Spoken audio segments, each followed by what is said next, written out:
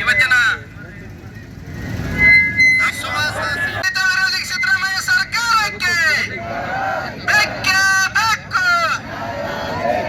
ಬೇಕೇ ಬೇಕು. ನಡೀತಾ ಇರೋದು ಬಹಳ ಖೇದನೀಯ. ಇದನ್ನು ನಾವೆಲ್ಲ ಜಿಲ್ಲಾ ಘಟಕ ವಿರೋಧಿಸ್ತಾ ಇದ್ದೀವಿ.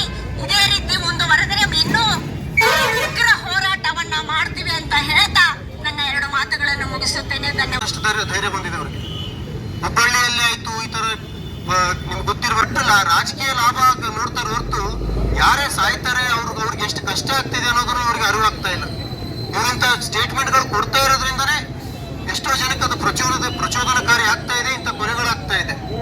ಆದ್ದರಿಂದ ಸರ್ಕಾರ ಈ ಕೊಲೆಗಳನ್ನು ಗಂಭೀರವಾಗಿ ತಗೊಂಡು ಒಂದು ದೊಡ್ಡ ಶಿಕ್ಷೆಯನ್ನು ಕೊಟ್ಟರೆ ಮುಂದಿನ ಯಾವ